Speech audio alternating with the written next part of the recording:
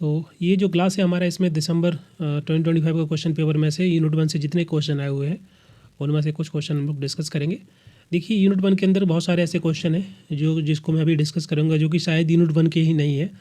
कभी कभी कुछ क्वेश्चन ऐसे होते हैं ना, वो अलग अलग यूनिट में बिलोंग करते हैं, कि कोई ऐसा टॉपिक जो कि मे बी सिमिलर और we can say common from 2 unit. Okay, तो वो भी मैं कवर कर लूँगा यूनिट 1 के अंदर। तो उससे लगभग अराउंड 20 क्वेश्चन टोटल हो रहे हैं। उनमें से जितने क्वेश्चन अभी हो पाएंगे उनको हम लोग डिस्कस करेंगे। Okay, so this is the first question. आप लोगों ने पेपर दिया था इस बार का? सर मैंने दिया था। ओके, ठीक है, बताइए इसका क्या आंसर होगा।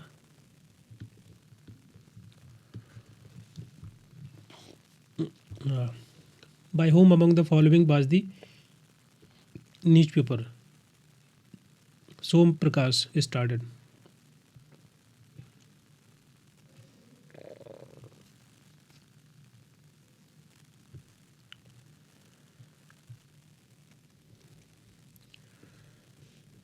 कहीं कहीं पर SHOME लिखा हुआ है, कहीं पर केवल सोम लिखा हुआ है, सोम प्रकाश। ये बंगाली न्यूज पेपर था, वीकली न्यूज पेपर। ऑप्शन 1 है क्या? 1858 में इसको स्टार्ट किया गया था ईश्वरचंद विद्यासागर के द्वारा। तो पहला आंसर करेक्ट हो जाएगा।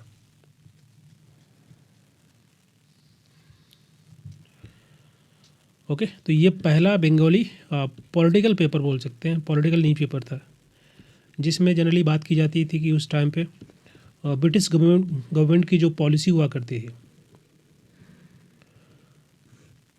ओके, तो उनकी पॉलिसी को लेकर के उनके अगेंस्ट में इस न्यूज पेपर के माध्यम से जो भी न्यूज़ या एडिटोरियल्स या किसी भी टॉपिक के बारे में डिस्कशन होता था, और जो जिस प्रकार की गवर्नमेंट की पॉलिसी थी उसका विरोध करना, उसके अगेंस्ट में लिखना इस पेपर में। तो ये kind of first Bengali weekly political paper हुआ करता था। तो ये ईश्वरचंद विद्यासागर के द्वारा इसको पब्लिश किया गया था, स्टार्ट किया गया था 1858 में।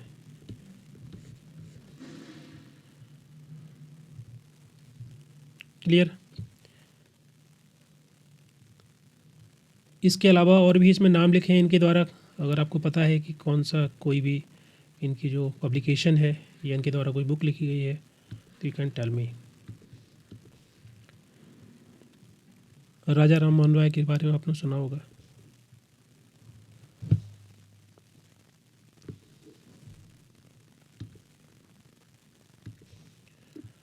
बताइए। स्वामी दयानंद सरस्वती।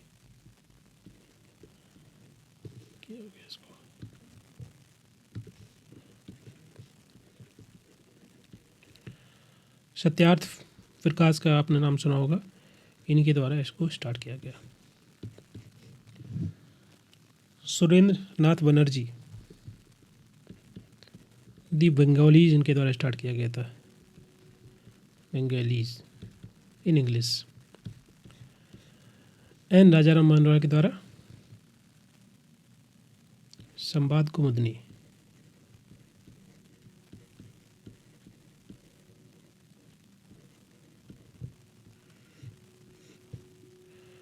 इन बंगाली। ओके, तो इसका राइट आंसर हो जाएगा पहला वाला, Ishwarchand Vidyasagar. Next question, question number 2, इसका क्या आंसर होगा?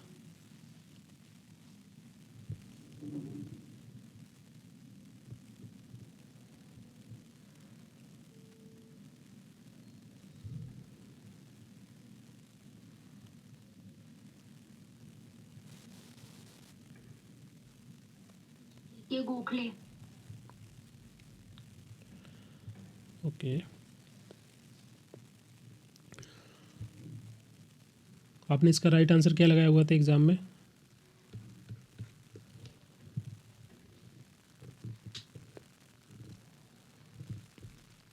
Servant of Indian society that is founded in 12 जून 1905 इन पुणे। वायदी गोपाल कृष्ण गोखले के द्वारा। ओके, तो ये जो सोसाइटी थी इसका जो पर्पज़ था कि एक सही तरीके से बोल सकते हैं कॉन्स्टिट्यूशन मीन्स के माध्यम से एक वैधानिक तरीके से देश के विकास के लिए एक सेल्फलेस तरीके से काम करना, हेल्प करना। जैसे एनजीओ वगैरह होते हैं, बहुत सारे काम करते हैं, तो they are working also for the education, शिक्षा के क्षेत्र में, हेल्थ के क्षेत्र में, हेल्थ केयर प्रोवाइड कराना। ओके, जो भी अंडर प्रिविलेज कैटेगरी है, लोअर कास्ट पीपल हैं, जो मार्जिनाइज्ड कम्युनिटी से बिलोंग करते हैं, उनके विकास के लिए, उनके अपलिफ्टमेंट के लिए। ओके, उसके लिए, इस पर्पज़ के लिए सोसाइटी को बनाया गया था, ताकि उन लोगों को ट्रेंड किया, जैसे कि आजकल हम बात करते हैं सोशल वर्क की, तो इस सोसाइटी के माध्यम से लोगों को ट्रेंड किया जाता था, उनको बताया जाता था किस तरीके से हम काम कर सकते हैं सेल्फलेस तरीके से, निस्वार्थ रूप से लोगों के भले के लिए, उनके विकास के लिए, उनके ओवरऑल डेवलपमेंट के लिए, उनकी समस्याओं को एड्रेस करने के लिए अलग अलग सेक्टर जैसे एजुकेशन है, हेल्थ है, या अलग तरीके से। तो गोपाल कृष्ण गोखले के द्वारा इस ग्रुप को बनाया गया था। That is kind of we can say nationalist missionaries. The purpose is to serve the country, serve the people of country.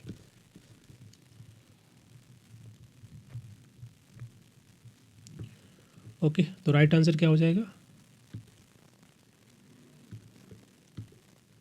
Second, क्यों हो रहा है? Okay, second number will be right answer. Okay, इसके अलावा ज्योतिबा फुले के द्वारा कौन सी सोसाइटी बनाई गई? ये किसके संस्थापक थे? सत्यशोधक समाज। हाँ, Satyashodhak Samaj.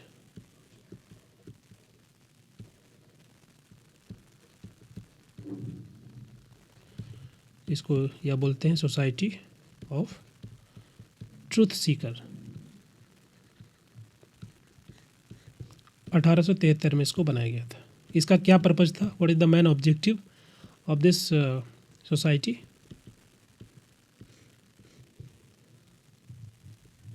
Education. Okay, women education and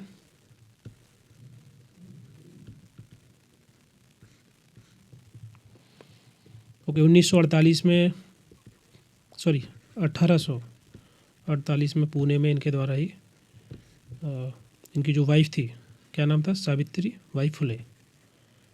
1948 में पहला गर्ल्स स्कूल को स्टार्ट किया गया था। इसके अलावा जो दलित, शूद्र या कास्ट बेस्ड डिस्क्रिमिनेशन हुआ करता था, तो उसको रोकने के लिए इस सोसाइटी को बनाया गया। इसके अलावा बीजी तिलक,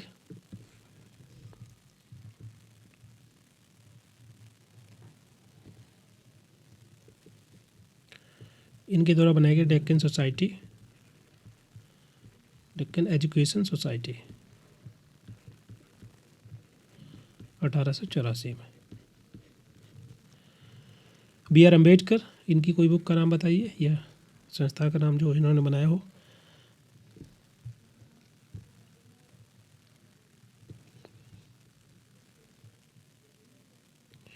जैसे कि बहिष्कृत हितकारिणी सभा 1924 में, बहिष्कृत हितकारिणी सभा कि जो बहिष्कृत हैं, जो डिसएडवांटेज कम्युनिटी से बिलोंग करते हैं, लोअर कास्ट से बिलोंग करते हैं, तो उनके भले के लिए, उनके हित के लिए इस संस्था को, इस सभा को, इसको बनाया गया इनके द्वारा। इसके अलावा इंडिपेंडेंट लेबर पार्टी 1936 में बनाया गया, ये भी इन्हीं के द्वारा स्टार्ट किया गया था। शेड्यूल कास्ट फेडरेशन भी इनके द्वारा बनाया गया था। और Buddhist society of India,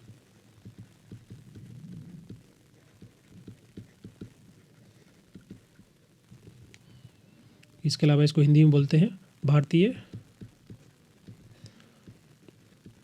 Buddha महासभा 1955 में। ओके, तो हमारा जो राइट आंसर होगा सेकंड वाला होगा, तो बाकी तीनों ऑप्शन भी याद कर लेना, एग्जाम में इनकेस अगर आए तो आप लोग इसको लिख लेना। Is it clear to all?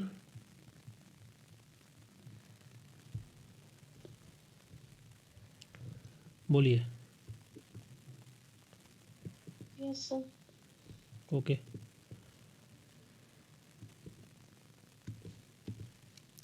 Next question, question number 3 जो पूछा गया है इस बार एग्जाम के अंदर, कि which of the following statements is incorrect regarding the childhood practice in social work. समाज कार्य में चाइल्डहुड प्रैक्टिस को लेकर के कौन सा कथन इनकरेक्ट है, सही नहीं है?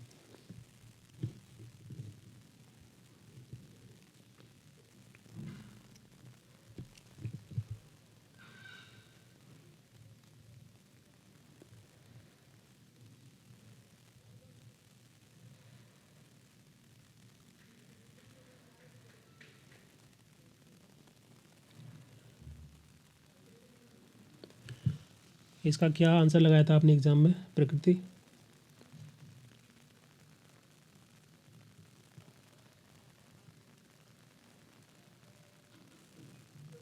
सर मैंने स्किप किया था नहीं। ओके। एंड और कौन क्लास में? Komal. What will be the right answer इसका? आपने पहले एग्ज़ाम नहीं दिया, आप फर्स्ट टाइम एग्ज़ाम देंगे जून में? Komal. Yes sir. Okay fine. तो बताइए आप लोग इसका क्या आंसर होगा? देखो ये जो क्वेश्चन है ना, इसको हम यूनिट 1 में भी ले सकते हैं, यूनिट 2 में भी ले सकते हैं। So that is very generalised question. तो इसको किसी भी यूनिट में आप इसको समझ सकते हैं, एक जनरल क्वेश्चन है।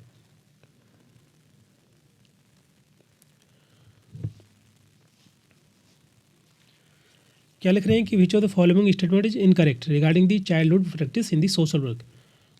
मतलब सोशल वर्क में हम एज ए सोशल वर्कर जब आप सोशल वर्क प्रैक्टिस करते हो तो वहाँ पर हम लोग चाइल्डहुड प्रैक्टिस को कैसे कंसिडर करते हैं, उसको लेकर के कौन सा कथन सत्य नहीं है।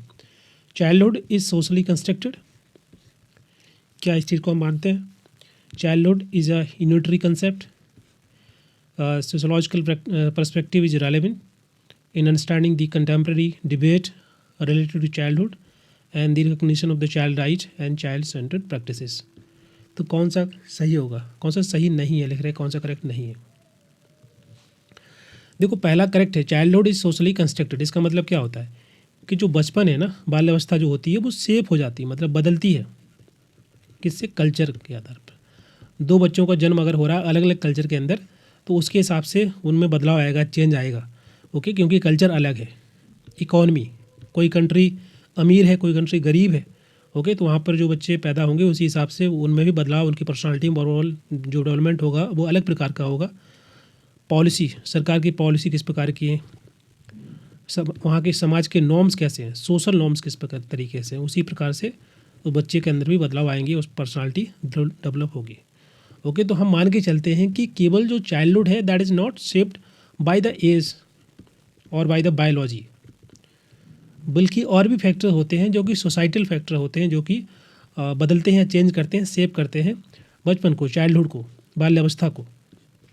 ओके, जैसे मान लीजिए दो बच्चे, एक बच्चे का जन्म जो है ऐसे एक परिवार में हुआ जो जिनके पेरेंट्स गरीब हैं, मान लीजिए स्लम एरिया में रहते हैं, और एक बच्चा जो कि ठीक ठाक घर में हुआ है, मिडिल क्लास या अपर मिडिल क्लास के अंदर, तो उसको शिक्षा अच्छी मिलेगी। ठीक है, तो उसकी पर्सनालिटी का जो फॉर्मेशन होगा that is totally based on the environment और surroundings of the culture of that area. और जो बच्चा स्लम एरिया में उसका जन्म हुआ है तो उसको शिक्षा शायद उतनी अच्छी नहीं मिलेगी, उसके आसपास के जो लोग होंगे, इन्वायरमेंट होगा उतना अच्छा नहीं होगा शिक्षा को लेकर के, या they are not aware that much about the other thing, तो उसकी पर्सनालिटी का फॉर्मेशन उसके हिसाब से होगा। तो सो दी ओवरऑल पर्सनालिटी और the childhood is shaping through the social construct. तो childhood is socially constructed, is it right? समझ में आ गया?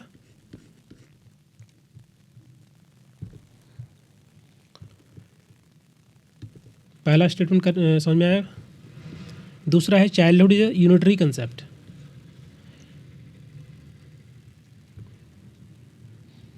इज इट राइट और रॉन्ग? देखो अभी हमने बात की यूनिटरी कंसेप्ट का मतलब क्या होता है कि ये बता रहा है कि जो चाइल्डहुड एक्सपीरियंस है ना, बच्चों का अनुभव है जो है, children experience, that is very same.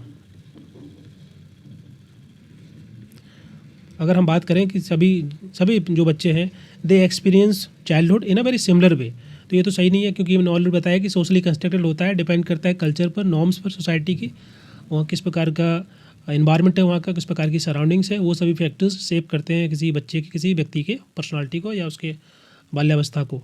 तो यूनिटरी कंसेप्ट नहीं होता है, there the multiple aspect, multiple factors. तो ये एकीकृत अवधारणा नहीं है, ये वाला गलत हो जाएगा। ओके, तो वैसे भी इसमें पूछ रहे कौन सा करेक्ट है, नहीं है, इनकरेक्ट बताना है, तो यही इनकरेक्ट है। तो ऐसे करके आप बाकी ऑप्शन छोड़ भी सकते हैं एग्ज़ाम में, बट हम लोग अभी डिस्कस करेंगे। जैसे ही आपका आंसर आ जाए ना, उसको आपको ज़्यादा देखना नहीं होता है एग्ज़ाम में। जैसे ओनली सेकंड आंसर आपका करेक्ट हुआ, आपको उसको आगे बढ़ जाना है टिक करके।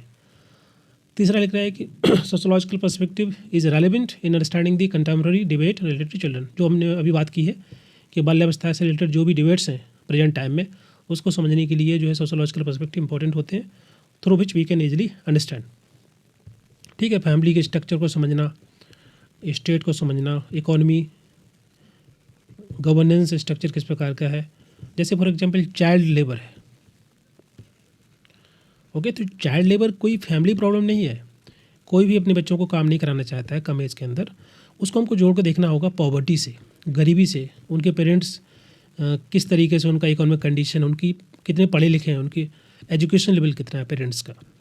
ठीक है, इस तरीके से और भी फैक्टर्स, मार्केट हो सकता है, इकोनॉमी हो सकती है। तो they the multiple factors through which we can understand.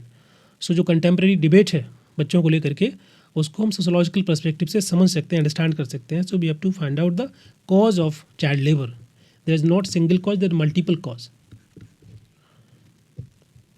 Last है recognition of the child right and the child centred practices.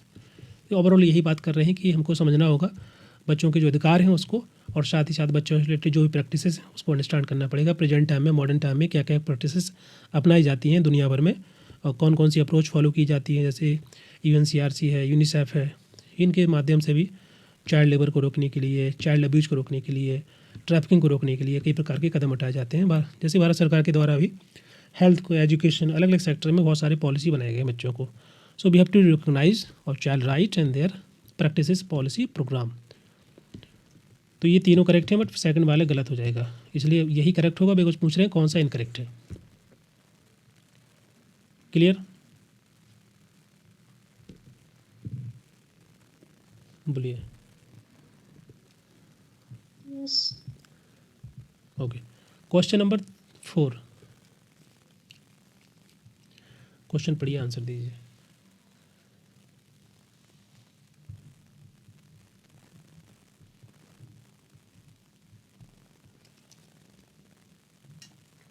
अच्छा, बच्चों को लेकर के कौन कौन सी पॉलिसी, प्रोग्राम हमारे देश में है, या कोई act, anybody?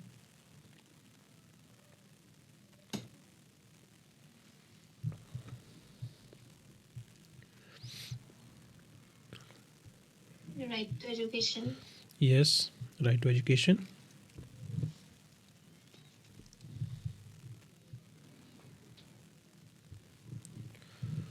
Right of child to free and compulsory education act 2009, जिसमें फ्री एंड कंपल्सरी एजुकेशन दी जाती है बच्चों को जिनकी उम्र 6 साल से 14 साल तक है। इसके अलावा बच्चों को बचाने के लिए, प्रोटेक्ट करने के लिए from the abuse, exploitation, juvenile justice act, child labour Also. Provision act है, बिल्कुल, protection of children from sexual offence act है। तो बहुत सारे ऐसे एक्ट हैं जो हम लोग बाद में डिस्कस करेंगे unit wise. Okay, question number 4 का आंसर दीजिए, क्या होगा?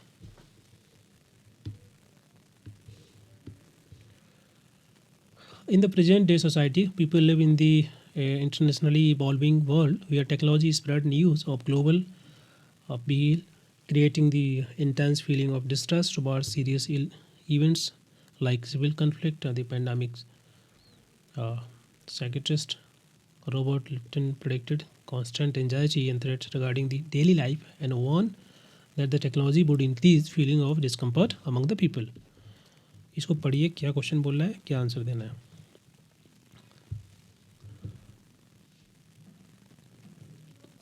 देखो, अगर क्वेश्चन को आप समझ पाते हैं ना, तो 50% आपका क्वेश्चन सॉल्व हो जाता है वहीं पर, बिकॉज क्वेश्चन को समझ पाना ही सबसे इम्पोर्टेंट है।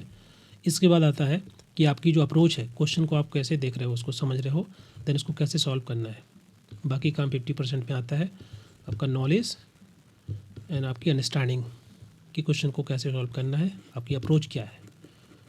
So if you able to understand the question, that means you already solve the 50% question.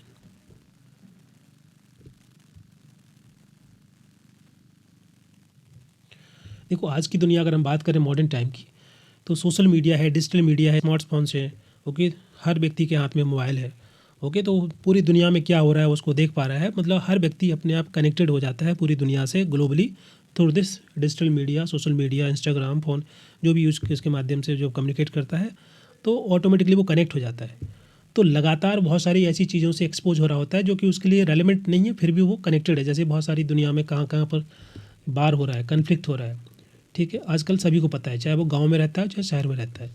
आज से 10-20 साल पहले कि जो शहर में जो लोग रहते थे उनके पास ज़्यादा खबर रहती थी, इन्फॉर्मेशन ज़्यादा होती थी, जबकि उतनी रूरल एरिया के अंदर नहीं होती थी। आज के टाइम पे आप देखोगे तो सभी के पास इन्फॉर्मेशन है, वो कहीं पर रहता हो, किसी भी जगह रहता हो।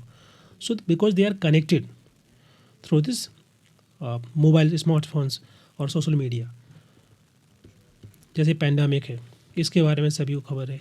किसी प्रकार का कोई डिजास्टर आता है इंडिया की किसी भी स्टेट के अंदर, किसी भी जगह पर, लोगों को पता चल जाता है तुरंत। क्या चल रहा है पॉलिटिक्स के अंदर, वो सब पता चल जाता है, not in India but also outside the India. तो ये जो इन्फॉर्मेशन है लगातार लोगों के पास पहुंचती रहती है, और इसी वजह से और ज़्यादा बोल सकते हैं कि डिस्ट्रेस क्रिएट होता है। जैसे कोविड-19 का एग्जाम्पल लो, तो किस तरीके से कोविड-19 के बारे में लगातार डे टू डे अपडेट मिलता था लोगों को, तो उससे और ज़्यादा पैनिक और ज़्यादा टेंशन क्रिएट होती थी। एक kind of emotional stress develop होता है, फियर, डर भी लगता है, ओके। बहुत सारे साइकोलॉजिकल स्ट्रेस डेवलप होते हैं because we have lot of information about every event that is going on in every day life, okay. तो पहला स्टेटमेंट है कि इन प्रेजेंट डे सोसाइटी लोग are connected with the technology spread over the and creating intense feeling of distress towards serious event like चाहे civil conflict हो या pandemics हो या कोई भी घटना हो, डिजास्टर हो या कुछ भी, उसके बारे में लोग अपडेट होते हैं। इसी वजह से और ज़्यादा स्ट्रेस क्रिएट होता है, बढ़ता है। तो पहला कथन सत्य है। दूसरा बोल रहे हैं कि एक साइकेट्रिस्ट का नाम दिया है and predict the constant anxiety. उन्होंने प्रिडिक्ट किया है कि जो एंजाइटी है और जो थ्रेट है regarding daily life, okay, and the one the technology, जो टेक्नोलॉजी है वो कहीं ना कहीं बढ़ाएगी इस प्रकार की फीलिंग को, डिस्कम्फर्ट को अमंग द पीपल, लोगों में। तो इज इट राइट? देखिए, मॉडर्न लाइफ जो है और ज़्यादा एंजाइटी, क्रोनिक एंजाइटी बढ़ा रही है, इनसिक्योरिटी बढ़ा रही है, बिकॉज टेक्नोलॉजी है, मीडिया है, वो लगातार जो है हमको इन्फॉर्मेशन देता है, लगातार कंटिन्यूस ऐसी इन्फॉर्मेशन जो कि हमको रिक्वायर्ड नहीं, फिर भी हम उसको कहीं ना कहीं ग्रैस्प कर लेते हैं थ्रू दी सोशल मीडिया। तो when the people are more exposed to the content, to the information that is may be relevant और मे नॉट रिलेवेंट, तो एक साइकोलॉजिकल कहीं ना कहीं स्ट्रेस डेवलप होता है, साइकोलॉजिकल ओवरलोड क्रिएट होता है व्यक्ति के माइंड में, और उससे एंजाइटी डेवलप होती है, एंजाइटी और ज़्यादा बढ़ेगी। तो ये सेकंड वाला स्टेटमेंट भी करेक्ट है। नाउ आपको ये देखना है कि कौन सा, क्या ये जो आर है दैट इज एक्सप्लेनिंग ए और नॉट, ये आप लोग बताइए।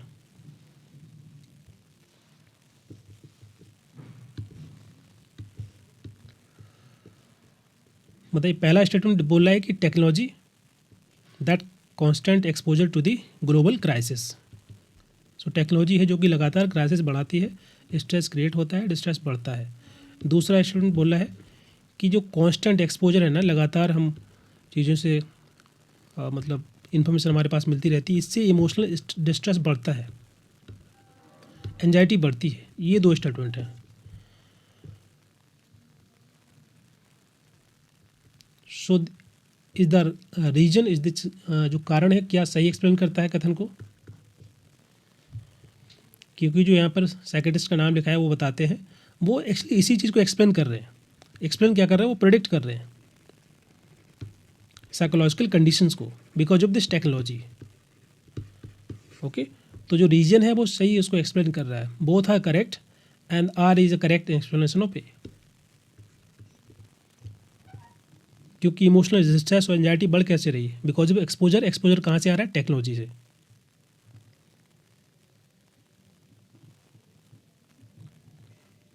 क्लियर? क्वेश्चन नंबर 4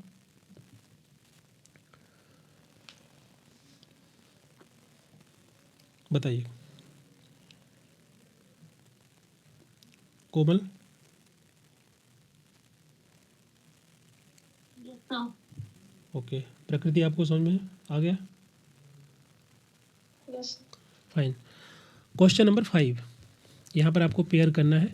सामाजिक कार्य के कुछ तरीके दिए हैं, जैसे कि हम लोग पढ़ते हैं। सर एंजाइटी, हाँ, can I ask one thing? Yes yes please. Sir anxiety और स्ट्रेस, यस, एंजाइटी और स्ट्रेस दोनों सेम है क्या? नहीं नहीं, एंजाइटी होगी तो स्ट्रेस बढ़ेगा। When you are anxious about something, उससे स्ट्रेस बढ़ता है। वो काइंड ऑफ एक कैटलिस्ट की तरह काम करता है जो आपकी स्ट्रेस को बढ़ाएगा।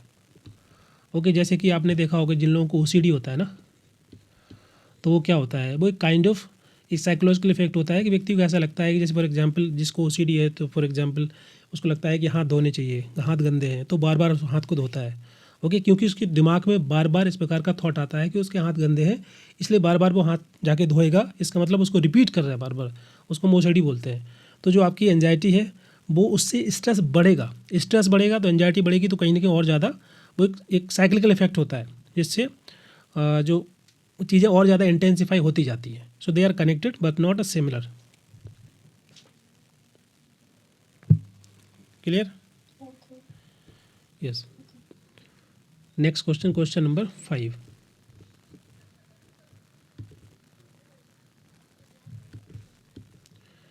यहाँ पर सोशल वर्क के मेथड दिए हैं। आई होप आप लोगों ने पढ़े होंगे मास्टर्स में। Social action, community organisation, social group work, social case work. So how many method we have in social work?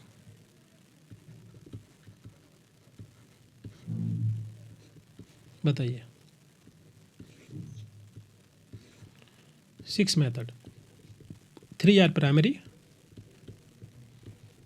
And 3 are the secondary. Primary को हम जनरली बोल देते हैं डायरेक्ट मेथड, एंड जो सेकेंडरी होते हैं उनको बोलते हैं हम इनडायरेक्ट मेथड। ऐसा क्यों बोलते हैं? डायरेक्ट का मतलब क्या है, इनडायरेक्ट का मतलब क्या है? एनीवन?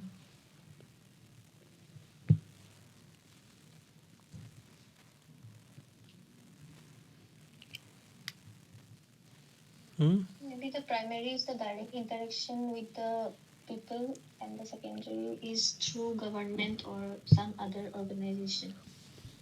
हाँ, ओके, करेक्ट, काफ़ी सही है। तो मतलब देखिए, डायरेक्ट का मतलब है कि जहाँ पर social worker they are intervening directly, वो लोगों से, जैसे केस वर्क है तो केस वर्क में क्या होता है, एक व्यक्ति है क्लाइंट, एक सोशल वर्कर है, ये आपस में कनेक्टेड है, आपस में इंटरेक्शन कर रहे हैं। इसी प्रकार से ग्रुप वर्क में क्या होता है कि यहाँ पर नंबर ऑफ पीपल ज़्यादा होते हैं। जैसे मान लीजिए एक छोटा समूह 10 लोगों का है, तो वहाँ पर सोशल वर्कर डायरेक्टली इन्वॉल्व है in the process of this group. इसी प्रकार से कम्युनिटी ऑर्गेनाइजेशन, इसमें क्या होता है कि social worker helping to the people, कि उनको एक जगह इकट्ठा करना, उनको ऑर्गेनाइज करना, एक जगह पर उनको अवेयर करना, उनको जागरूक करना, तो सोशल वर्कर यहाँ पर डायरेक्टली इन्वॉल्व है। ओके, और बाकी जो 3 मेथड है जिसको इनडायरेक्ट मेथड बोल रहे हैं, यहाँ पर सोशल वर्कर इन्वॉल्व है लेकिन डायरेक्टली नहीं है। वो कोशिश करता है कि जैसे कि सोशल एक्शन है, तो सोशल एक्शन में फोकस क्या होता है कि इसमें जो लोकल लीडरशिप है वो आगे निकल के आए। सोशल वर्कर उनको हेल्प करेंगे, लॉबिंग करना, एडवोकेसी करना, वो अगर काम होता है तो वो आपका इनडायरेक्ट कहलाता है। ओके, जैसे ही सोशल केस वर्क के अंदर सोशल वर्कर खुद डायरेक्टली इन्वॉल्व होता है प्रोसेस के अंदर, पूर्ण रूप से उसको हेल्प कर रहा है। लेकिन सोशल एक्शन, इसके अलावा आपका social welfare administration and social research work, यहाँ पर वो इनडायरेक्टली कनेक्टेड होता है, जुड़ा होता है इन दिस प्रोसेस। इसको हम डायरेक्ट इनडायरेक्ट मेथड बोलते हैं, ऑक्सिलरी मेथड बोलते हैं, या सेकेंडरी मेथड बोलते हैं। क्लियर? जैसे for example social work research है, तो सोशल वर्क रिसर्च में सोशल वर्कर के द्वारा रिसर्च किया जाएगा, सर्वे किया जाएगा। जैसे फॉर एग्जांपल किसी ब्लॉक में या किसी डिस्ट्रिक्ट के अंदर मेल न्यूट्रिशन की प्रॉब्लम है। ओके, तो social worker with the help of NGO और the government they will do survey, वो सर्वे करेंगे व्हाट आर द फैक्टर्स जिसकी वजह से वहाँ पर बहुत ज़्यादा मेल न्यूट्रिशन की प्रॉब्लम है, तो उसको जानेंगे, समझेंगे, सर्वे करेंगे, डेटा इकट्ठा करेंगे, उसके बेसिस पे वो फाइंडिंग्स जो आएंगी उनकी, उससे पॉलिसी बनेगी। ओके, तो जो मेल न्यूट्रिशन की प्रॉब्लम थी उसको डायरेक्टली वो एड्रेस नहीं कर रहे हैं, वो लोगों से जाके डायरेक्टली बातचीत करके उसको एड्रेस नहीं कर रहे हैं, जबकि वो सर्वे कर रहे हैं, उसकी स्टडी कर रहे हैं, प्रॉपर प्लानिंग कर रहे हैं। Then they will execute this policy in that area so that की जो प्रॉब्लम है मेल न्यूट्रिशन की वो खत्म हो जाए। मतलब सोशल वर्कर इनडायरेक्टली हेल्प कर रहे हैं, लेकिन ना कि डायरेक्टली 1-to-1 इंटरेक्शन कर रहे हैं, इसलिए उसको हम इनडायरेक्ट मेथड बोल रहे हैं। क्लियर? बोलिए। तो यहाँ पर कौन कौन से मेथड लिखे हैं? सोशल एक्शन लिखा है, कम्युनिटी ऑर्गेनाइजेशन लिखा है, सोशल ग्रुप वर्क और सोशल केस वर्क। देखिए सोशल केस वर्क आपका डायरेक्ट इंटरेक्शन होता है, जिसमें you can connect with this option. Members help members obtain information about their counterpart behaviour, referral, lobbying या network with the rural masses. क्या answer हो जाएगा बताइए? क्या आंसर मार्क किया था आपने?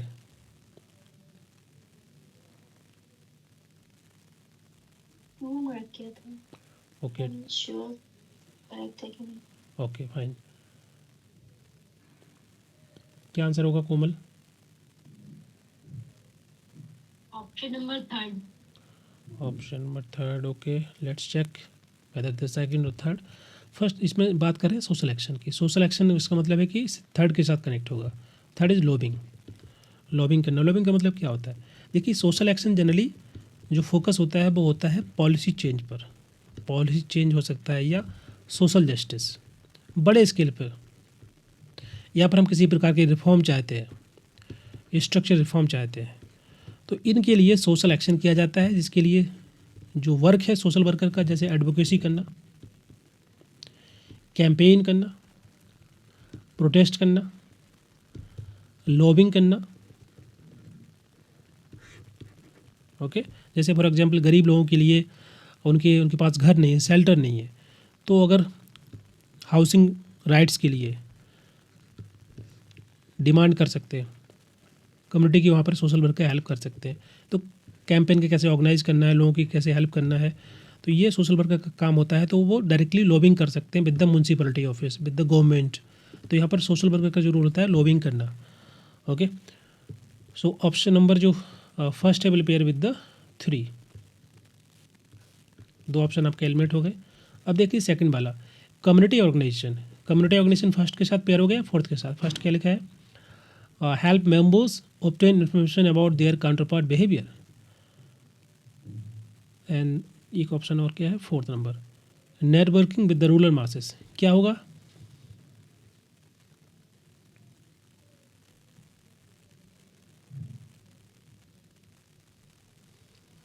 बताइए। देखो सोशल ग्रुप वर्क क्या है? सोशल ग्रुप वर्क माने क्या? एक जैसे मान लीजिए ये 10 लोगों का समूह है, these are the people those who are for example there is a programme we can say, एक ग्रुप बनाया गया है for the drug de addiction programme, कि इसमें वो लोग हैं 10-15 लोग जो कि ड्रग एडिक्टेड हैं, उनके लिए एक प्रकार का प्रोग्राम बनाया गया है, एक ग्रुप बनाया गया है उनको डी एडिक्ट करने के लिए, ठीक करने के लिए। And the social worker is there. Now social group work का मतलब होता है कि जहाँ पर ग्रुप एक्सपीरियंस के बेसिस पे हम एक दूसरे की हेल्प कर रहे होते हैं, मदद कर रहे होते हैं, जहाँ पर एक ही प्रकार की समस्याएं ग्रुप के अंदर लोग फेस कर रहे हैं, उसको एड्रेस करने के लिए एक collective group experience, that is the most important in the group work process. Okay इसी वजह से इसको हम ग्रुप वर्क बोलते हैं, क्योंकि ग्रुप के अंदर जितने लोग हैं ना वो कहीं ना कहीं एक दूसरे से कम्युनिकेट करेंगे, बातचीत करेंगे, और एक दूसरे के जो अनुभव है, इन्फॉर्मेशन है वो शेयर करेंगे, उनके बिहेवियर को उसको समझेंगे, उनके एक्शंस को समझेंगे, और एक दूसरे की हेल्प करके they try to find out the कैसे हम ओवरऑल जो ग्रुप का ऑब्जेक्टिव है उसको कैसे अचीव कर सकते हैं। That is a social group work. Okay तो यहाँ पर जो लिख रहे हैं कि helps members obtain information about their counterpart behaviour, तो ये आपका आएगा सोशल ग्रुप वर्क के अंदर।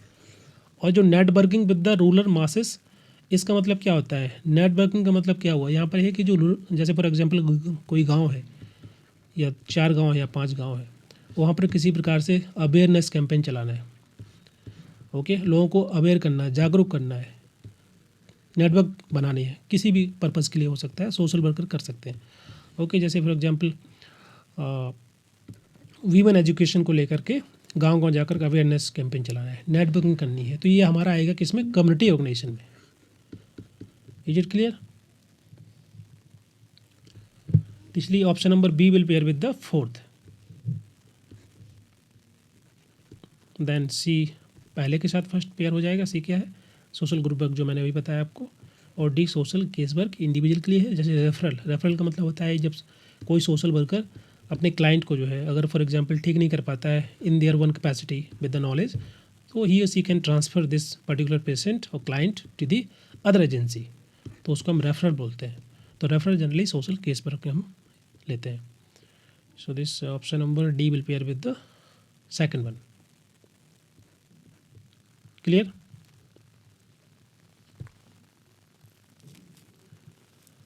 बताइए कोमल, समझ में आ गया? ऑप्शन नंबर 3 नहीं होगा, सेकंड होगा। फाइन। क्वेश्चन नंबर 6, ये तो बहुत छोटा लिखा है, आप लोगों को विजिबल है, दिख रहा है?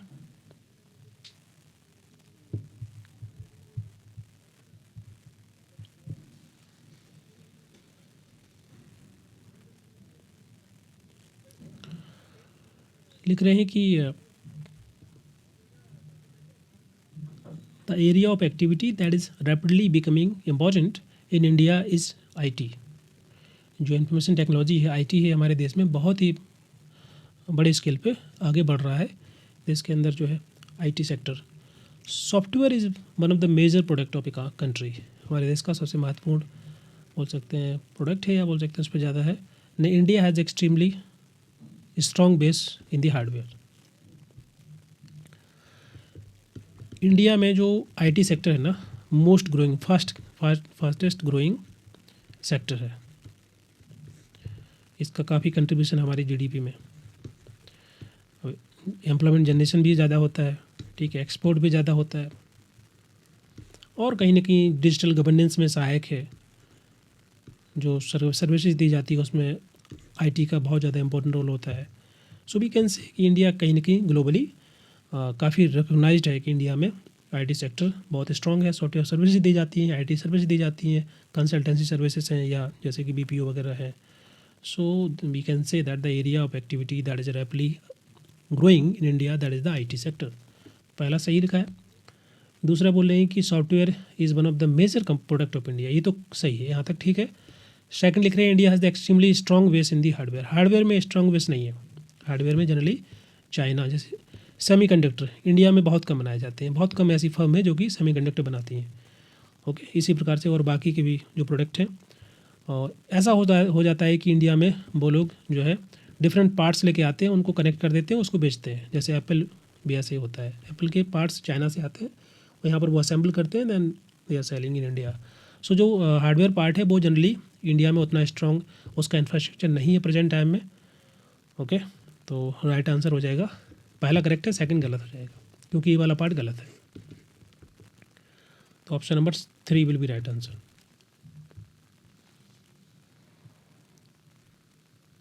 क्लियर? Yes.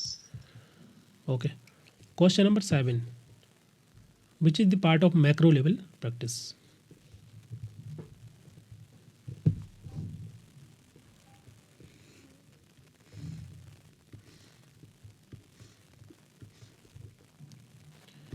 एक होता है मैक्रो लेवल, नेक्स्ट होता है मीसो लेवल, नेक्स्ट है मैक्रो लेवल। जो माइक्रो लेवल होता है वो इंडिविजुअल लेवल पे होता है, जैसे सोशल केस वर्क, जैसे किसी को काउंसलिंग प्रोवाइड कराना, थेरेपी देना किसी व्यक्ति को, किसी इंडिविजुअल को, ओके, वो कहलाएगा हमारा काउंसलिंग। जैसे कपल काउंसलिंग है, एक एग्जांपल हो गया, किसी व्यक्ति को कोई मेंटली एबनॉर्मल पर्सन है तो उसको सीबीटी के माध्यम से थेरेपी दी जाती है, तो वो हमारा केस वर्क एग्जांपल हो गया माइक्रो लेवल पे। दूसरा होता है मीशो, ग्रुप लेवल पे, जैसे ग्रुप वर्क हो गया। नेक्स्ट है मैक्रो लेवल। मैक्रो लेवल में हमारे आती है पॉलिसी, इंटरवेंशन, रिफॉर्म्स, चेंजेस, तो सोशल एक्शन, कम्युनिटी ऑर्गेनाइजेशन, ये सब आएंगे आपके मैक्रो लेवल पे। जैसे एडवोकेसी करना, लॉबिंग करना, ये हमारे मैक्रो लेवल में आए। So advocating for the policy change, ये मैक्रो लेवल है। Campaigning for the enactment of new, किसी प्रकार के नए सामाजिक कानून को इनेक्ट करने के लिए कैंपेन करना, जैसे कि सामाजिक बुराइयां समाज के अंदर है तो उनको हम एड्रेस करने के लिए बहुत सारे कानून बनाते हैं। ओके, जैसे डॉरी प्रोविजन एक्ट डॉरी को रोकने के लिए, या फिर सती एक्ट, या फिर बाल विवाह को रोकने के लिए। इस प्रकार के कई कानून हैं जो समाज सुधार के लिए बनाए गए हैं। तो campaigning for that kind of act, तो ये भी हमारा मैक्रो लेवल होगा, क्योंकि ओवरऑल सोसाइटी को बेनिफिट होगा उससे, ना कि किसी व्यक्ति को या किसी ग्रुप को। बाकी दोनों ये माइक्रो लेवल में आएंगे। तो option number 3 will be right answer. Clear?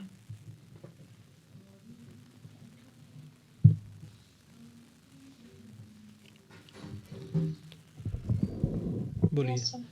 Fine. Next question, question number 8, which of the following statement is incorrect regarding the gender aware policy as proposed by the Naila Kabir?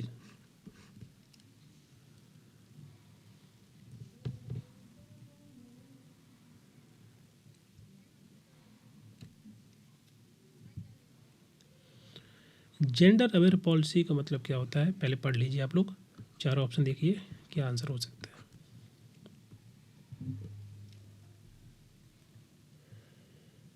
कौन सा option आपने mark किया था प्रकृति, if you have remember? याद नहीं आ रहा है। ओके, कोई बात नहीं, अभी देख लीजिए अभी क्या आंसर हो सकता है इसका।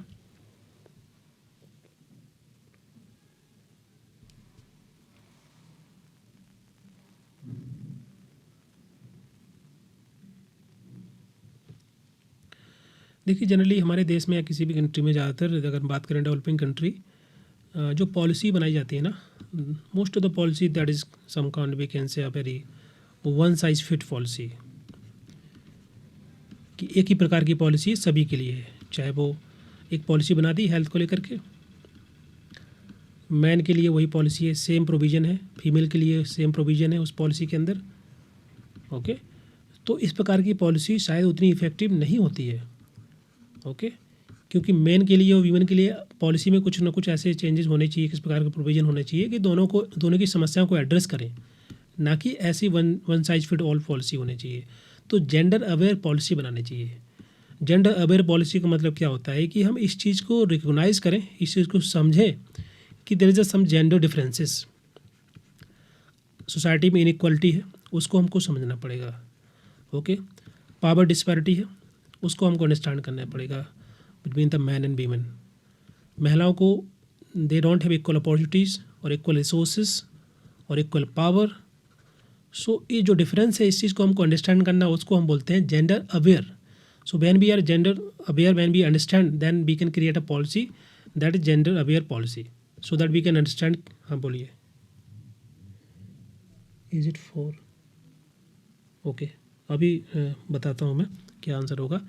सो that is called age gender aware policy. Gender aware का मतलब होता है कि एक ऐसी अप्रोच जहाँ पर हम उस चीज़ को क्रिटिसाइज़ करते हैं या उसको बोलते हैं कि ये सही नहीं है, जहाँ पर एक ही प्रकार की पॉलिसी बनाई जाती है पुरुषों के लिए, महिलाओं के लिए, कोई जेंडर डिफरेंस को नहीं कंसिडर किया जाता है। जो इनइक्वालिटी है, जो पावर डिस्पैरिटी है, उसको हम कंसिडर नहीं करते हैं और एक पॉलिसी बना देते हैं जो कि सभी के लिए होती है।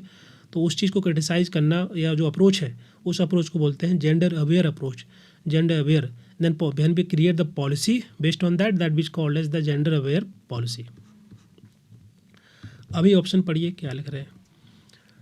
Targeting the practical gender needs of man and, महिलाओं की जो भी वास्तविक नीड है, पुरुषों की, महिलाओं की, उसके हिसाब से उसको ऐसी policy banana. Does not differentiate between the need of the man and women, जो कि पुरुष और महिला की जो नीड है उसको डिफ्रेंशिएट नहीं करती है। ये तो गलत हो जाएगा, क्योंकि मैंने अभी बताया है कि बिल्कुल जो डिफ्रेंशिएशन करना जरूरी है, समझना जरूरी है कि उनकी नीड क्या है, उनकी वास्तविक नीड है, उसको समझना। नेक्स्ट है working on the strategic gender need, जो भी जेंडर नीड है उसको समझना, उसके हिसाब से काम करना। Then the working with the existing gender division of resources, ये कैसे सही हो सकता है? वर्किंग क्या लिख रहा है कि working with in, Actually, working with the existing gender division of resources. देखिए, एक तो होता है आपका प्रैक्टिकल नीड। इसका मतलब क्या है कि अभी प्रेजेंट टाइम में जो एग्जिस्टिंग स्ट्रक्चर है ना, उस पे काम करना। एक होता है कि हम बदलाव चाहते हैं, ट्रांसफॉर्म चाहते हैं। तो ट्रांसफॉर्म तो हम चाहते हैं, लेकिन कहीं ना कहीं प्रेजेंट टाइम की जो कंडीशन है, क्या हम उसमें इंप्रूवमेंट ला सकते हैं? जैसे for example health care sector में एजुकेशन प्रोवाइड कराना। अगर हम बात करें वीमेन एम्पावरमेंट की, तो डायरेक्टली एम्पावर कैसे करेंगे? We have to start with the basic, कि जो प्रेजेंट टाइम का हमारा स्ट्रक्चर है उसमें हम बदलाव कैसे कर रहे हैं। जो बेसिक छोटे छोटे स्ट्रक्चर, जैसे हेल्थ सेक्टर है, एजुकेशन है, एम्प्लॉयमेंट जनरेशन है, उस पर हम काम करेंगे। Then we can focus on the big level transformation. Okay, तो जो एग्जिस्टिंग स्ट्रक्चर है, existing gender division of resources का है, उस पर हम काम करते हैं। तो ये भी सही है। ओके, तो 3 सही है, बट पहला वाला गलत है, सेकंड वाला। तो यही पूछ रहे हैं कि कौन सा सही नहीं है, which is not incorrect, which is incorrect basically, कौन सा गलत है। हाँ बोलिए, क्या बोल रहे थे आप? एक्चुअली मैंने इनकरेक्ट को करेक्ट पढ़ लिया था, और लाइक वो रिसोर्सेस वाला बात मुझे लगा नैला कबीर ने वो उसके रिसोर्सेस के बारे में बोले थे, तो मैंने इनकरेक्ट को करेक्ट पढ़ के थोड़ा ऐसे कर लिया जल्दबाजी में। हाँ, sorry. Okay okay, it's fine. See देखो, एग्ज़ाम में यही होता है ना, एक्चुअली गलती क्या करते हैं हम लोग कि टाइम लिमिटेड होता है, क्योंकि थोड़ा प्रेशर भी होता है एग्ज़ाम के अंदर, तो हम लोग पूरा क्वेश्चन सही से नहीं पढ़ पाते हैं। इसी वजह से गलती हो जाती है। कभी कभी हमको पता होता है आंसर, लेकिन चूंकि हमने क्वेश्चन गलत पढ़ा है, इनकरेक्ट की जगह करेक्ट पढ़ लिया है, या उसको ध्यान नहीं दिया, नो कहीं लिखा है उसको पढ़ा नहीं, तो इसी वजह से गलती हो जाती है। तो मैं बोलता हूँ इसलिए कि 50% आपका क्वेश्चन करेक्ट हो जाता है अगर आप क्वेश्चन को समझ लो। अगर आप क्वेश्चन पढ़ लिए, ऑप्शन पढ़ लिए और आपको समझ में आ गया कि क्या पूछ रहा है, देन आपका 50% क्वेश्चन यही सॉल्व हो जाता है। ओके, तो ये जो क्वेश्चन हम लोग क्लास में करेंगे लगातार, इससे आपकी प्रैक्टिस बनी रहेगी। ओके, ताकि बेहतर तरीके से क्वेश्चन को आप समझ पाओ, पढ़ पाओ, उसका आंसर दे पाओ। तो इसका राइट आंसर हो जाएगा सेकंड वाला। क्लियर? ये इनकरेक्ट है। Question number 9, arrange the following organisation in the chronological order, earliest to the nearest बताना है आपको।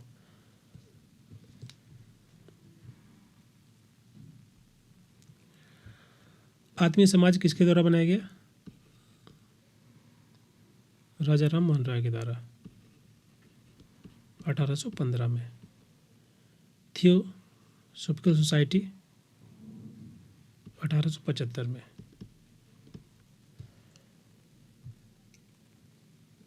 किसके द्वारा? एनी बेसेंट के द्वारा। और भी इसमें नाम आते हैं। बेसिकली ये जो अप्रोच है, सोसाइटी है जो कि बनाई गई थी, अगर बात करें यूएसएसआर रसिया में, हेलेना विलावस्की के द्वारा, बट उसी तर्ज पर इंडिया के अंदर भी इसको एनी बेसेंट के द्वारा आगे इंडिया के अंदर एक्सपेंड किया गया, बढ़ाया गया। तो ये जो थियोसॉफिकल सोसाइटी है, ये बात करती है एक यूनिवर्सल ब्रदरहुड की। ओके, स्पिरिचुअल एस्पेक्ट को फोकस करना, एजुकेशनल रिफॉर्म पर फोकस करना। ओके, हमारी जो देश की जो इंडियन ट्रेडिशनल फिलॉसफी है, जो ट्रेडिशंस है, उसको हम रिवाइव करने की बात करते हैं इसमें, उसको बढ़ावा देते हैं, उसको जानना समझना, शिक्षा को प्रमोट करना, महिलाओं के अपलिफ्टमेंट के लिए काम करना। तो ये इसके लिए ये थियोसॉफिकल सोसाइटी बनाई गई थी। रामकृष्ण मिशन सुना ही होगा आपने, स्वामी विवेकानंद के द्वारा इसको बनाया गया था 1897 में। अभी भी आप देखेंगे बहुत सारे अलग अलग स्टेट के अंदर बहुत सारे मठ हैं, रामकृष्ण मठ हैं, जहाँ पर वो शिक्षा पर काम करते हैं। बहुत सारे स्कूल्स, कॉलेज, यूनिवर्सिटी इनके द्वारा चलाए जाते हैं। हेल्थ केयर सेक्टर में काम करते हैं। जैसे जो अगर रांची कभी गए होंगे, रांची में एक रामकृष्ण मठ है, वहाँ पर एक कॉलेज भी है। ओके, तो इसी प्रकार से अलग अलग जगह पर हेल्थ केयर सेक्टर में, एजुकेशन में, और in very different area they are working. Servant of Indian society अभी हम लोग डिस्कस किए थे।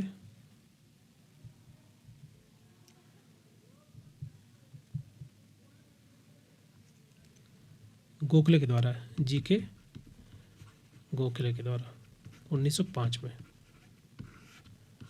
ओके, तो ये जो जितने भी यहाँ पर मैंने नाम लिखे हैं, ईयर लिखा है और सोसाइटी का नाम लिखा है, जो भी नोट्स के अंदर नहीं है उनको आपको लिख लेना है।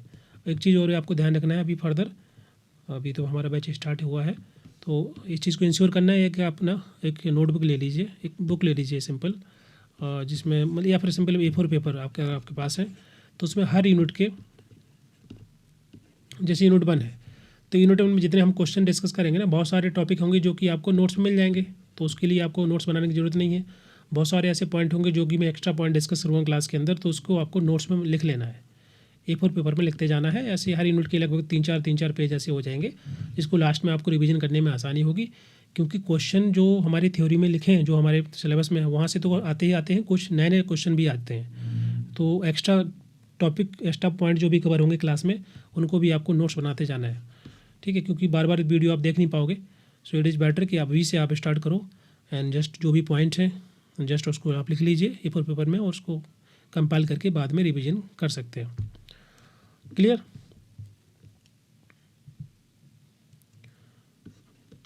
अठारह सौ 1875, रामकृष्ण मिशन 1897, और servant of Indian society 1905। Okay, तो ये क्रम में लगा हुआ है, 1 2 3 4 ही होगा, oldest to newest. Question number 10,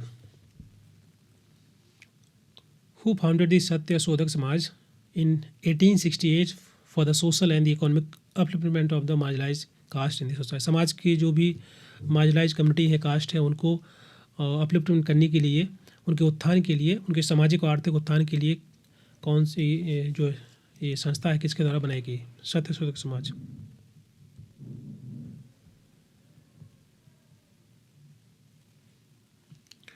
देखिए, इसमें नाम नहीं लिखा है, वैसे सत्य शोधक समाज जो है ज्योतिबा फुले के द्वारा बनाई गई थी, महात्मा फुले के द्वारा। ओके, तो वैसे ये जो ईयर है वो भी गलत लिखा है यहाँ पर, 1873 है, यहाँ पर कोई ऑप्शन नहीं है लिखा हुआ है, तो ये क्वेश्चन शायद ड्रॉप हो जाएगा, क्योंकि आंसर ही गलत है और ईयर भी यहाँ पर गलत है। तो आप राइट आंसर लगा लीजिए, ज्योतिबा फुले महात्मा फुले के द्वारा 1873 के अंदर इसको बनाया गया। इसका जो मेन उद्देश्य था, मेन ऑब्जेक्टिव था इस संस्था को बनाने का, इस समाज को, कि जो भी मार्जिनलाइज कम्युनिटी से बिलोंग करते हैं, शूद्राज हैं, जो अति शूद्राज हैं, उनको कैसे हम लिबरेट कर सकते हैं फ्रॉम द पॉवर्टी, उनको शिक्षा प्रोवाइड कराना, उनके अगेंस्ट में जो एक्सप्लोरेशन होता है उसको हम कैसे रोक सकते हैं, उनके अधिकारों के लिए, उनके सामाजिक और आर्थिक अधिकारों के लिए एडवोकेसी करना इस ऑर्गेनाइजेशन का, इस समाज का, संस्था का काम था। Clear?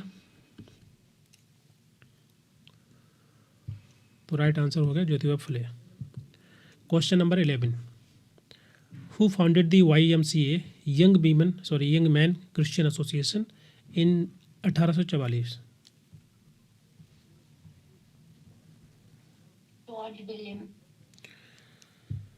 George William is the right answer. 1844 में जॉर्ज विलियम के द्वारा इसको बनाया गया। इसका काम क्या था इस संस्था का, YMCA का?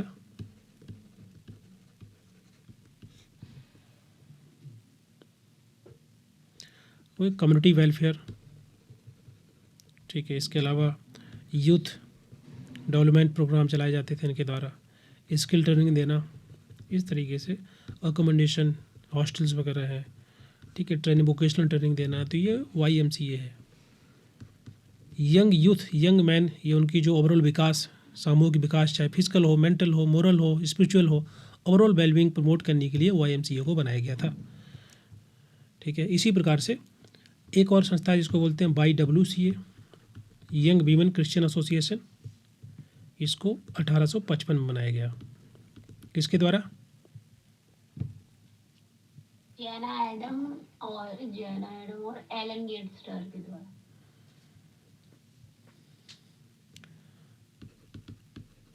एमा रॉबर्ट्स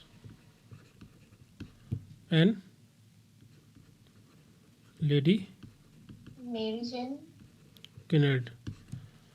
और भी इसमें नाम है, और क्या नाम बताया आपने? सर लेडी, आपने जो बोला सेकंड वाला, उसको मैंने मेरी जेन बोलते हैं, उसको बुलाते हैं।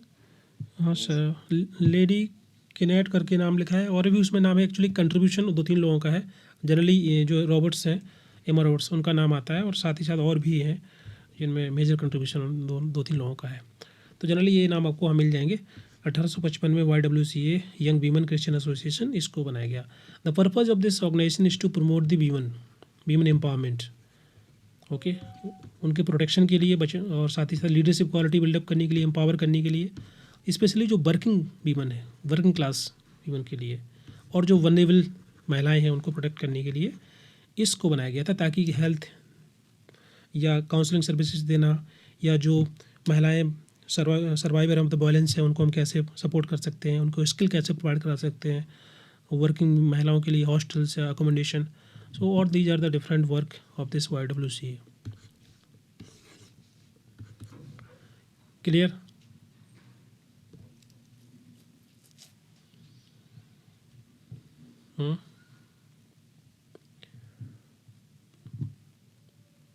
बोलिए, आगे बढ़ें. Question, next question. Yes, sir. Yes, sir. Fine. Question number 12.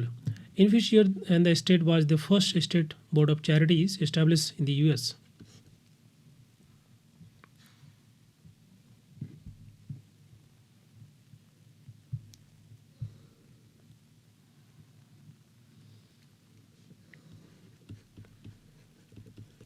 State board of charity. इसको बनाया गया था यूएस के अंदर 1863 में इन दी मैसेच्यूसेट्स. ये जगह है, जगह का नाम है. ठीक है, तो ये पहला यूएसए का पहला ऑफिशियल बोल सकते हैं, that is a very official state lead या state backed state level body. इस बॉडी का काम क्या था? जिसको बोलते हैं सुपरवाइजरी बॉडी. जैसे सरकार की बहुत सारी ऑर्गेनाइजेशंस होती हैं, या जो बॉडी होती हैं, संस्थाएं होती हैं जो कि सुपरवाइज करती हैं. ओके, किस चीज़ को करने के लिए? चैरिटी वगैरह. उस टाइम पर जो चैरिटी की जाती थी संस्थाओं के द्वारा, ओके, इस प्रकार की जो इंस्टीट्यूशंस हुआ करती थी जो कि करेक्शनल चैरिटेबल एक्टिविटी करती थी, उनको कैसे कोऑर्डिनेट करना है, सही तरीके से रेगुलेट करना है, उनके द्वारा जो गतिविधि की जा रही सही है कि नहीं है उसको इंस्पेक्ट करना. इसके लिए इस संस्था को बनाया गया था. ये सरकार की मतलब स्टेट लीड बॉडी थी by the USA government. State board of charity इसको बोलते हैं. क्लियर? इसके बाद ही जो है सरकार के द्वारा, जैसे पहले तो ये था कि जो भी चैरिटी की जाती थी, that is very we can say very normal way to help the people. Okay, but इसके बाद उन्होंने फोकस किया कि अब सरकार का काम है, ये पब्लिक का काम नहीं है. ये now the state will intervene to help needy people. जिनको वास्तविक हेल्प की ज़रूरत है उनको मदद दी जाएगी. ओके, तो जो पहले जो प्राइवेट फिलांथ्रपी की जाती थी और चर्चेज के द्वारा, इंडिविजुअल्स के द्वारा या इंडिविजुअल ऑर्गेनाइजेशन के द्वारा, देन उसके after this that become the state responsibility to intervene and help to the needy people. So right answer, option number first will be right answer. Clear? Next question number 13. Raja Ram Mohan Roy was the greatest Indian of the 19th century who sowed the seed of social reforms in. हमारे देश के अंदर सामाजिक बदलाव हुए हैं, उनकी नींव जो है राजा राम मोहन के द्वारा रखी गई थी. ये भारत के ग्रेटेस्ट इंडियन रहे, या बोल सकते हैं सामाजिक या सोशियो रिलीजियस रिफॉर्मर हुए. राजा राम मोहन रॉय फाउंडेड द आर्य समाज इन 1875. इनको हम बोलते हैं generally father of the Indian renaissance. देखिए, इनका जो कंट्रीब्यूशन है, इस क्यों बोला जाता है ऐसा? क्योंकि इनका जो कंट्रीब्यूशन है सामाजिक बुराइयों को, सोशल इविल को ख़त्म करने के लिए, जैसे कि सती प्रथा, महिलाओं के अधिकारों के लिए, वीमन एजुकेशन, वीमन राइट्स, और साथ ही साथ साइंटिफिक टेम्पर डेवलप करना, साइंटिफिक लर्निंग पे फोकस करना, साइंटिफिक एजुकेशन पे फोकस करना, ये इनका मेन बोल सकते हैं इनका कंट्रीब्यूशन रहा है इन क्षेत्रों में सामाजिक बुराइयों को ख़त्म करने के लिए. देखिए, आर्य समाज जो है इनके द्वारा नहीं बनाई गई. आर्य समाज बनाई गई है स्वामी दयानंद सरस्वती के द्वारा. ठीक है, राजा राम मोहन के द्वारा क्या बनाया गया? कौन सी ऑर्गेनाइजेशन? ब्रह्मो समाज.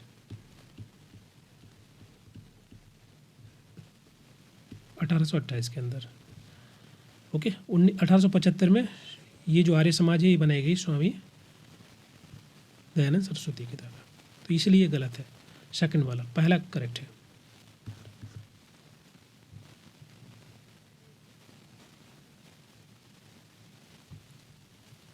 क्लियर?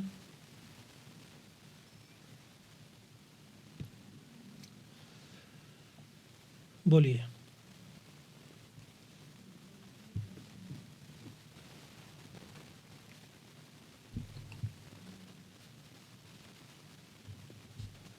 नेक्स्ट क्वेश्चन पे बढ़े आगे, क्लियर हो गया?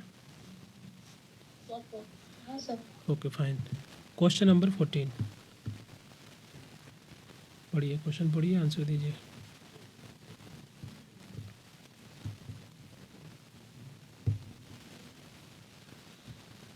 यहाँ पर मूवमेंट और एसोसिएटेड पीरियड लिखा है कि ये जो मूवमेंट है डिफरेंट, ये किस किस समय काल में स्टार्ट हुए या उससे जुड़े हुए हैं, इसको आपको पेयर करना है।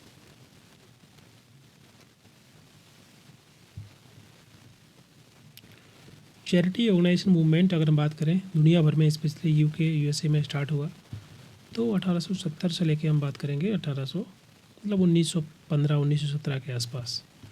यहाँ पर वो जो टाइमलाइन दिया है उसी को हमको लेके चलना है। तो चैरिटी ऑर्गेनाइजेशन सोसाइटी या movement.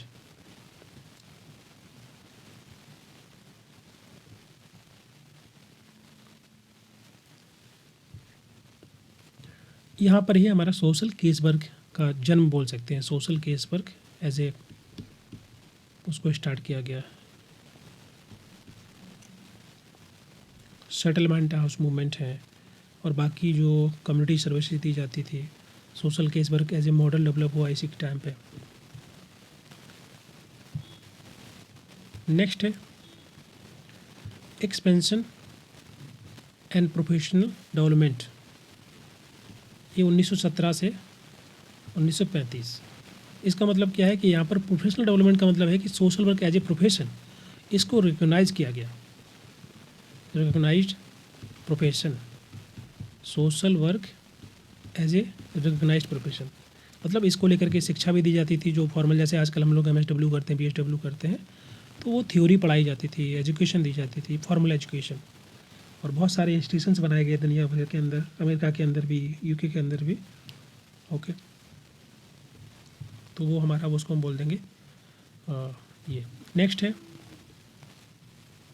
Rise of federation,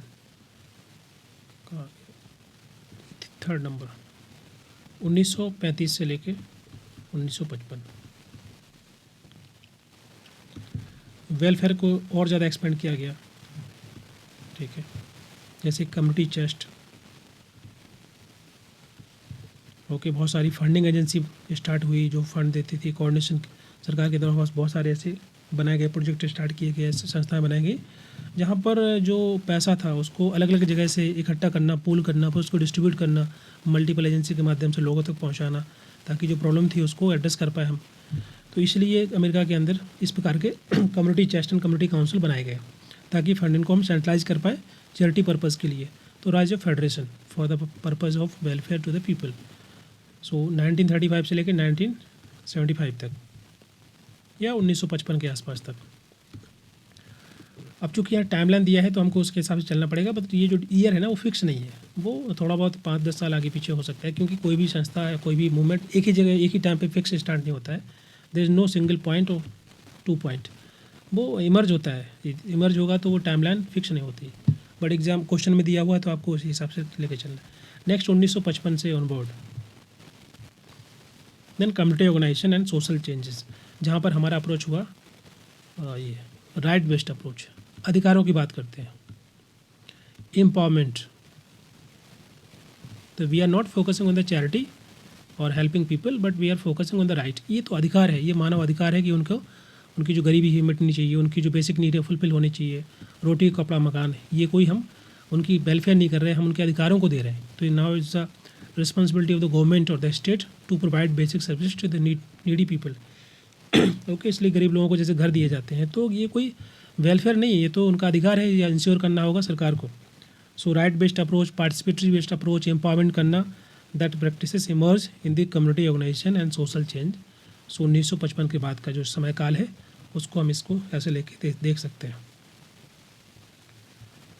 clear? Sir rise of federation में क्या होता है बोला आपने?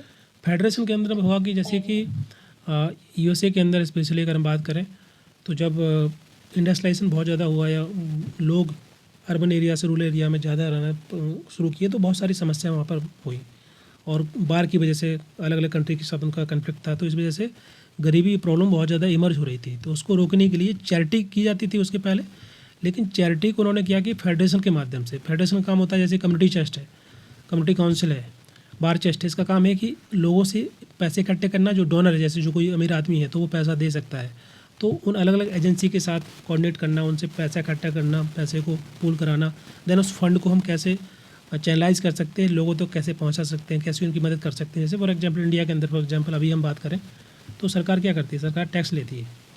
ओके, एक हमारी मान ली फेडरेशन हो गया, एक ऑर्गेनाइजेशन हो गई, वो टैक्स कलेक्ट करती है लोगों से, जो अमीर लोग हैं।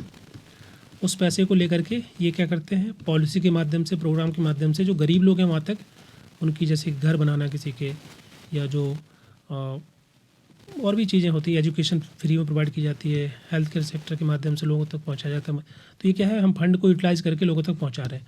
तो उस टाइम पे यूएसए के अंदर बहुत सारी ऐसी फेडरेशन बनाई गई जिनका काम था कि हम पैसे को पूल करें, इकट्ठा करें, उसको चैनलाइज करें, जो वास्तविक लोग हैं, जो नीड है उनकी, वहाँ तक, जो गरीब लोग हैं उनको वहाँ तक पहुँचाएँ।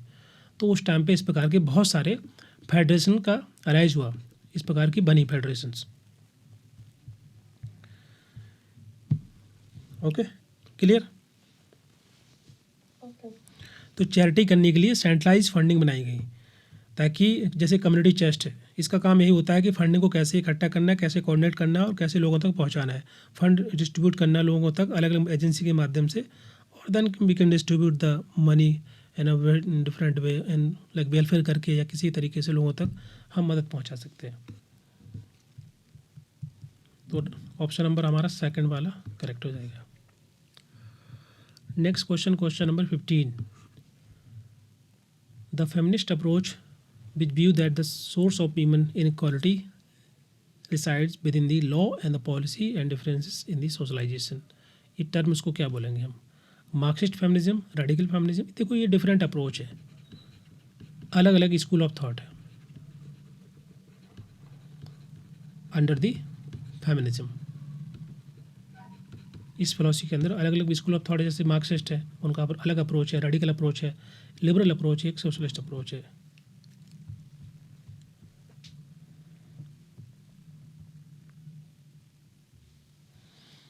तो ये जो पहला अप्रोच इसमें क्वेश्चन में दिया है ना कि feminist approach which views that the source of women inequality, समाज के अंदर जो वीमेन इक्वालिटी प्रिवेलेंट है, समाज की असमानता है महिलाओं को लेकर के, तो ये जो इसका जो सोर्स है ना वो कहाँ बिलोंग करता है, कानून या नीतियों के अंदर, या समाज के अंदर, समाजीकरण में अंतर्निहित है। तो यही बोल रहे हैं कि पॉलिसी हमारे ऐसी बनी है सरकार के द्वारा या स्टेट के द्वारा बनाई जाती हैं, पॉलिसी या प्रोग्राम या इस प्रकार के लॉ बने होते हैं, या सोशलाइजेशन के माध्यम से डिफ्रेंशिएट क्रिएट किया जाता है, इसकी वजह से ही वीमेन इक्वालिटी बढ़ती है। So women inequality is a result of law, legislations, कानून, policies and the socialisation differences. समाज के अंदर सोशलाइजेशन किया जाता है। ओके, जब जैसे मान लीजिए एक लड़का है, एक लड़की है, बॉय, एक गर्ल, छोटे हैं, कम एज है, लेकिन समाज के अंदर उनका सोशलाइजेशन इस तरीके से होता है ना कि उससे जो इनइक्वालिटी है वो बढ़ती ही जाती है। तो मल्टीपल फैक्टर हो सकते हैं, सोशलाइजेशन एक फैक्टर है, कानून एक फैक्टर हो गया, इसी प्रकार से पॉलिसी अलग फैक्टर हो सकते हैं, मल्टीपल फैक्टर हो सकते हैं। ओके, क्योंकि जो नेचर है पॉलिसी का या प्रोग्राम का या कोई कानून का, वो उसका नेचर बहुत डिस्क्रिमिनेटरी होता है, तो उससे इनइक्वालिटी और ज़्यादा बढ़ जाती है। ओके, जैसे for example women don't have equal access to the education और द एम्प्लॉयमेंट, ये फैक्टर हो गया। ओके, इसको एड्रेस करने के लिए सरकार कानून बनाती है, लेकिन ऑफ कोर्स एक रीजन हो सकता है, हम मान के चल सकते हैं। या समाज के अंदर जो ट्रेडिशनल रोल होते हैं कि पहले से बोला जाता है कि ये काम लड़का करेगा, ये काम लड़की करेगी, खाना बनाने का काम किसका है, ओके, और ये काम किसका है, इस तरीके से हम पहले से जेंडर असाइन कर देते हैं वर्क को लेकर के। तो जो ट्रेडिशनल तरीका है हमारा जेंडर रोल का, वो एक फैक्टर होता है ह्यूमन इक्वालिटी प्रमोट करने का, इनइक्वालिटी। तो जो आ जाएगा हमारा ये सोशलाइजेशन के अंदर, ठीक है। यहाँ पर बहुत सारे इंस्टीट्यूशनल बैरियर होते हैं, सोशल बैरियर होते हैं, जो कि बहुत ज़्यादा रेस्ट्रिक्ट कर देते हैं अपॉर्चुनिटीज़ को, so that women can't get the access the opportunity because of social barrier. Okay, जैसे मान लीजिए अगर नाइट शिफ्ट है, नाइट में जाना है अगर जॉब करने, तो बहुत सारी फैमिली के अंदर काइंड ऑफ रेस्ट्रिक्शंस होता है कि महिलाओं को वो नाइट के टाइम पे, बोल सकते हैं नाइट शिफ्ट अगर है रात में, तो वो अलाउ नहीं करते हैं कि आपको वो जॉब नहीं करनी है जहाँ पर नाइट शिफ्ट है। तो क्या है, ये अपॉर्चुनिटी को रोका जा रहा है। Okay, because man can go in any time, और मॉर्निंग शिफ्ट हो सकती है, नाइट शिफ्ट हो सकती है। So there is a kind of barrier, some kind of institution barrier, family barrier, societal barrier. So ये आ जाएंगे हमारे सोशलाइजेशन के अंदर। और बाकी ऐसे पॉलिसी प्रोग्राम में जो है जो कि डिस्क्रिमिनेशन करते हैं, तो उसके लिए चाहिए क्या, सामाजिक बदलाव, social reforms, legal reforms, okay, education, employment, policy में बदलाव करना, चेंज करना, या फिर अफर्मेटिव एक्शन, ओके, जैसे कि कोटा या किसी प्रकार रिजर्वेशंस, ये सब तरीके से हम ये जो इनइक्वालिटी है उसको हम कम कर सकते हैं। तो ये जो अप्रोच है ये कहलाती है लिबरल अप्रोच, लिबरल फेमिनिज्म। समझ में आ गया? मार्क्सिस्ट अप्रोच क्या है? ये बोलते हैं कि women operation is a result of, और we can say is the rooted in the capitalism. Capitalism की वजह से इनइक्वालिटी समाज में स्पेशली महिलाएं फेस करती हैं, या जो वीमेन ऑपरेशन है that is because of the capitalism and economic exploitation. Okay, जैसे कि अनपेड डोमेस्टिक वर्क, महिलाओं के द्वारा घर का काम किया जाता है, सपोर्ट किया जाता है, वो that is very unpaid. Okay, उसके लिए मतलब दैट इज़ अनपेड ना, बिकॉज अगर मैन कहीं पर बाहर काम करने जाएंगे किसी फैक्ट्री के अंदर कहीं पर भी, तो उनको पैसा मिलता है 6 घंटे का, 8 घंटे का। बट अगर घर पे महिलाएं काम कर रही हैं तो दैट इज़ अनपेड, उसका कुछ मिलना नहीं है। तो that is kind of supporting the capitalist system, या उसको सपोर्ट कर रहे होते हैं। तो इकोनॉमिक स्ट्रक्चर को बदलना ज़रूरी है। जो मार्क्सिस्ट फेमिनिज्म बात करता है कि हम किस तरीके से इकोनॉमिक स्ट्रक्चर को बदलें, चेंज करें। ओके, नेक्स्ट है रेडिकल अप्रोच। रेडिकल फेमिनिज्म क्या है? रेडिकल फेमिनिज्म मानता है कि जो इनइक्वालिटी है या महिलाओं को ऑपरेशन है, उनके अगेंस्ट में डिस्क्रिमिनेशन है, that is because of male dominance society या पैट्रियार्की। पैट्रियार्की की वजह से, मेल डोमिनेंस सोसाइटी की वजह से महिलाएं और ज़्यादा जो है ओप्रेस्ड होती हैं, या इनइक्वालिटी प्रमोट होती है in terms of economic inequality और power disparity because of patriarchal mindset और पैट्रियार्कल सोसाइटी स्ट्रक्चर, जो कि फैमिली में भी है, कल्चर में भी है, प्रेवलेंट है। ओके, तो इस तरीके से ये फैक्टर हो गया। तो जो रेडिकल फेमिनिज्म है वो वीमेन इनइक्वालिटी या ऑपरेशन का कारण जो मानते हैं, वो मानते हैं मेल डोमिनेंट सोसाइटी को, पैट्रियार्की को। ओके, तो जैसे कि डोमेस्टिक वायलेंस है, मैरिटल रेप है, तो उसके अगेंस्ट में ये जो अप्रोच है ये बात करती है कैंपेन करना चाहिए, लोगों को अवेयर करना चाहिए, और ऑब्जेक्टिफिकेशन ऑफ द वीमेन उस पर काम करना चाहिए। इसके अलावा जो हमारे समाज का, हमारे सोसाइटी का, हमारे फैमिली का जो स्ट्रक्चर बना है पुराना ट्रेडिशनल फैमिली स्ट्रक्चर, उसको कैसे ब्रेक कर सकते हैं। तो ये कई तरीके हो गए। नेक्स्ट है सोशलिस्ट फेमिनिस्ट। सोशलिस्ट फेमिनिज्म माने क्या होता है? देखिए, सोशल फेमिनिज्म दोनों काइंड ऑफ कॉम्बिनेशन होता है कैपिटलिज्म का प्लस पैट्रियार्कल अप्रोच का, उसको हम बोलते हैं सोशलिस्ट फेमिनिज्म। दैट मीन्स कि women operation is a result of capitalism as well as the patriarchal society और मेल डोमिनेंस, दोनों को कंबाइन। जैसे कि इकोनॉमिक एक्सप्लॉयटेशन होता है, दूसरा साथ ही साथ जेंडर बेस्ड डिस्क्रिमिनेशन भी होता है समाज के अंदर, that is because of male dominance. तो ये हमारा हो जाएगा सोशलिस्ट फेमिनिज्म।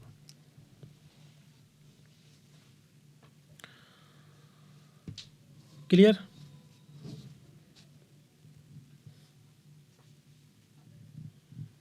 बोलिए।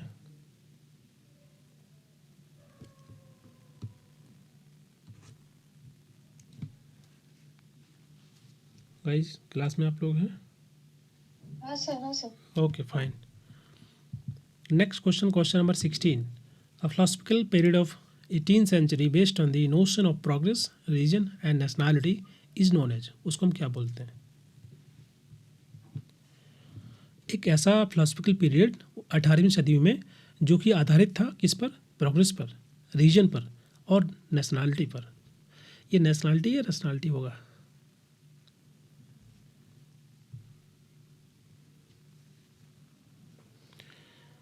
नेशनलिटी तो नहीं, आई थिंक नेशनलिटी होना चाहिए।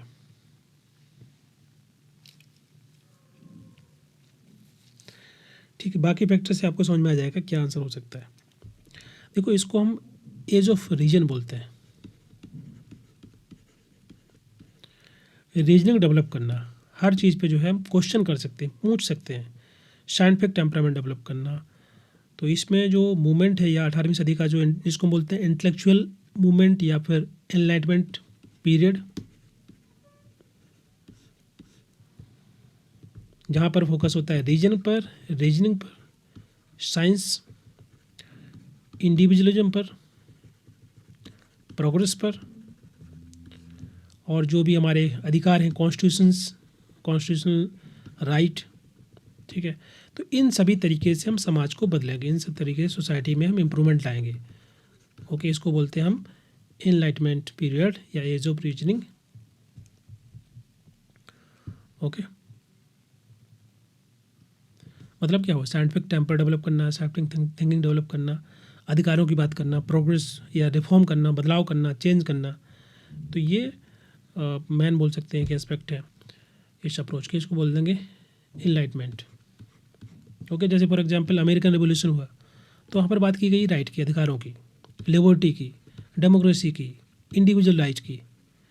ठीक है, फ्रेंच रिवॉल्यूशन हुआ, क्रांति हुई, तो इक्वालिटी की बात की गई, सिटीजनशिप की बात की गई। तो ये जो मॉडर्न कॉन्स्टिट्यूशन हमारे राइट हैं या गवर्नमेंट सिस्टम है, या जैसे कि एजुकेशन, शिक्षा है जो सबको मिलना चाहिए, universal education, universal health care facility, ये क्या है, ये सब उसी टाइम की जो है ईजाद है, ये सभी के सभी एस्पेक्ट। तो उसको हम बोलते हैं इनलाइटनमेंट या 18th centuries, the period of progress और the period of reason.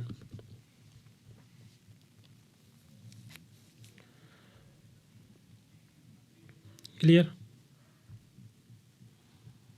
Buddhism also talks about enlightenment, right? किसका?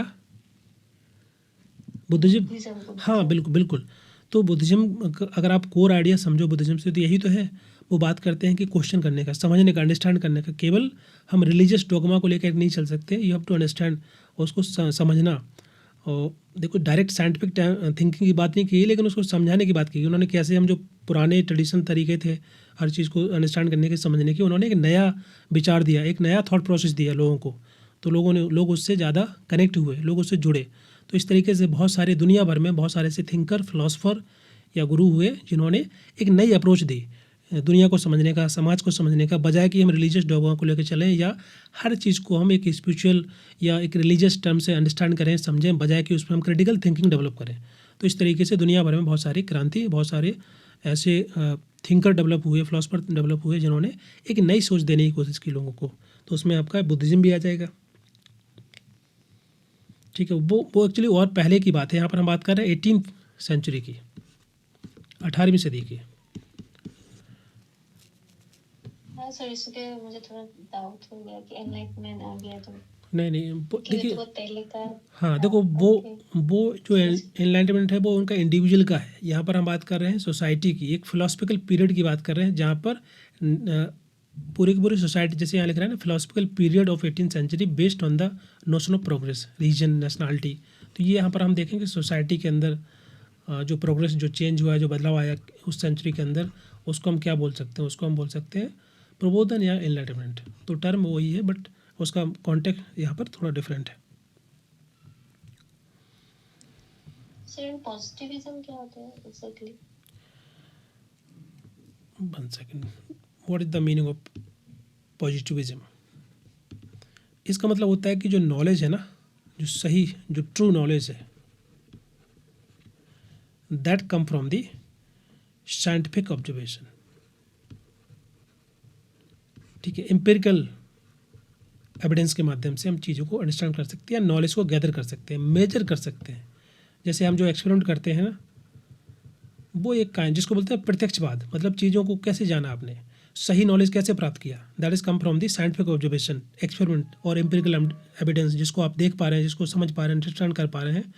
तो जो रियलिटी है ना, reality that should be observe through the objectivity, उसको हम स्टडी कर सकते हैं ऑब्जेक्टिविटी के माध्यम से, ना कि सब्जेक्टिविटी के माध्यम से। जैसे कि बाकी जो साइंस हम पढ़ रहे होते हैं तो बहुत ही ऑब्जेक्टिव चीज़ों को या मेजर करके या अंडरस्टैंड करके एविडेंस बेस पे या एक्सपेरिमेंट करके या साइंटिफिक ऑब्जर्वेशन के माध्यम से चीज़ों को प्राप्त करते हैं या नॉलेज को प्राप्त करते हैं या समझते हैं, उसको बोलते हैं पॉजिटिविज्म।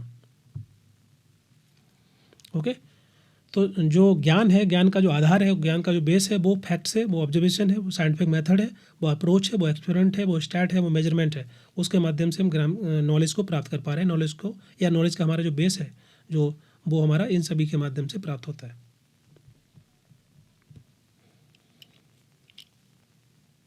क्लियर? सर और एक क्वेश्चन मैं पूछ सकती हूँ क्या? सर फिलोसफी एंड आइडियलिज्म का डिफरेंस क्या होता है? देखो, आइडियलिज्म का मतलब क्या होता है, यहाँ लिखा आइडियलिज्म, ये आदर्शवाद है। इसका मतलब क्या होता है कि जो रियलिटी है, यहाँ पर अगर इस कॉन्टेक्स्ट से समझे तो रियलिटी जो है कैसे शेप होती है, आइडियाज़ से, ओके, बिलीफ से, वैल्यूज से। ओके, जैसे हम बात कर रहे हैं कि चीज़ों को हम मेजर कर सकते हैं या उसको मटेरियल फैक्टर्स में हम देख सकते हैं, एसेस कर सकते हैं। लेकिन जो आइडियलिज्म बात करता है कि जो रियलिटी है दैट कैन सिर्फ through the idea, through the values, हमारे वैल्यूज़ कैसे हैं, हमारे बिलीफ कैसा है, हमारी सोचने की क्षमता, हमारी जो कॉन्शियसनेस है, हमारी चेतना है, उसके आधार पर हम जो देख पा रहे होते हैं, उसको हम जो रियलिटी को अंडरस्टैंड कर पा रहे होते हैं, उसको हम आदर्शवाद बोलते हैं, आइडियलिज्म बोलते हैं। ओके, समझ में आ रहा है? फिलॉसफी का मतलब होता है कि चीज़ों को जो हम देख रहे होते हैं, पढ़ रहे होते हैं, अंडरस्टैंड कर रहे होते हैं, तो उसको बोलते हैं दर्शन। दर्शन मतलब क्या होता है, किसी भी चीज़ को मतलब समझना या अंडरस्टैंड करना, उसकी रियलिटी को जानना, उसको उस तरीके से हम अंडरस्टैंड कर सकते हैं, तो वो थोड़ा अलग है, आइडियलिज्म अलग है।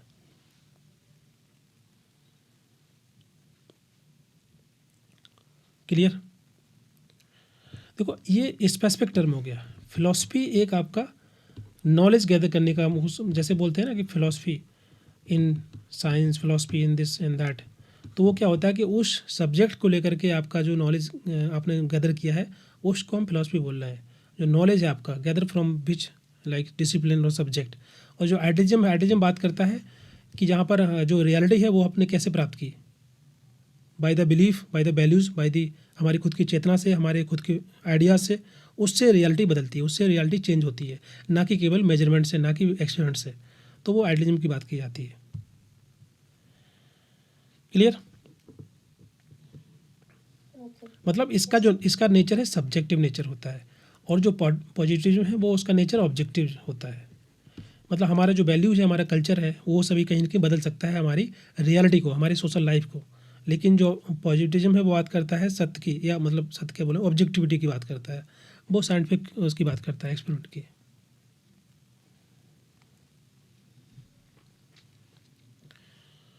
क्लियर? Yes sir.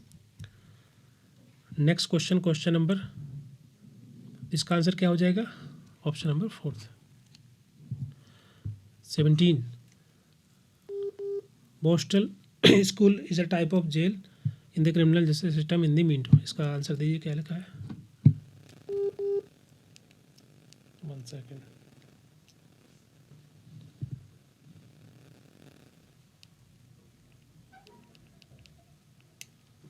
हेलो, बोलो। नहीं, क्लास में हूँ, बताओ, बोलो, जल्दी बोलो। ठीक है।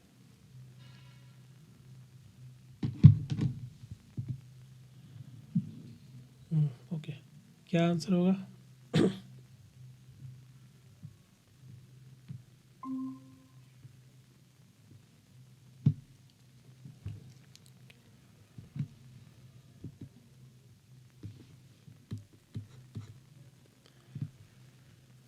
आपराधिक न्याय प्रणाली में एक प्रकार की जेल जिसको बोलते हैं बोस्टल स्कूल का उद्देश्य क्या होता है, what is the objective of that kind of jail. ये बेसिकली किसके लिए होती है, बच्चों के लिए होती है। इसको हम बोस्टल स्कूल बोलते हैं या रिफॉर्मेटिव स्कूल बोलते हैं।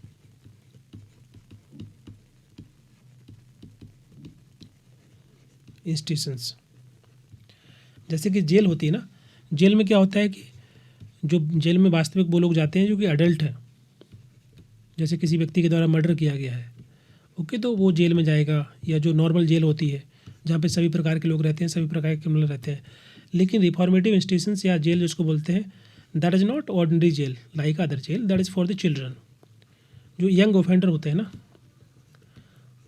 तो उनको इसमें रखा जाता है, जुवेनाइल, जिसको जुवेनाइल ऑफेंडर बोलते हैं, ओके। तो इस प्रकार के जेल में रखने का कारण होता है कि अगर हम जो बड़ी जेल है, जो वास्तविक जेल है, जो नॉर्मल जेल है, उसमें अगर रखेंगे बच्चों को, तो कहते हैं ना कि जैसे माहौल में हम रहते हैं उसी प्रकार से हम बन जाते हैं। तो कोई बच्चे ने कोई मान ली क्राइम कर दिया, गलती से हो गया, और उसको आपने उसको उसी जेल में रख दिया जहाँ पर बड़े क्रिमिनल रहते हैं, तो उनके साथ में रहेगा, उसी माहौल में रहेगा, एसोसिएशन के माध्यम से उसके अंदर क्रिमिनल एक्टिविटी करने के और चीज़ें वो सीख सकता है, और ज़्यादा वो क्रिमिनलाइज हो सकता है या बड़ा ऑफेंडर बन सकता है, बाद में क्राइम कर सकता है या कुछ भी कर सकता है, बिकॉज वो उन लोगों के साथ में रहेगा। तो फोकस किया जाता है कि जो यंग ऑफेंडर हैं उनको हम रखें रिफॉर्मेटिव इंस्टीट्यूशंस के अंदर। वो जेल होती है इस तरीके की जहाँ पर हमारा फोकस होता है रिहेबिलिटेट करने का, एजुकेट करने का, बच्चों को, उनको ट्रेनिंग प्रोवाइड कराना, उनकी कैरेक्टर बिल्डिंग करना, बजाय कि उनको हम पनिशमेंट दें, ओके। तो एक तरीका अप्रोच है जहाँ पर that we are focus more on the education, training, character building, ताकि दोबारा से कोई क्राइम ना करें, कोई ऑफेंस ना करें, किसी प्रकार की गलत एक्टिविटी में इन्वॉल्व ना हो। तो पहला वाला करेक्ट आंसर हो जाएगा, यूथ यंग ऑफेंडर्स के लिए। क्लियर?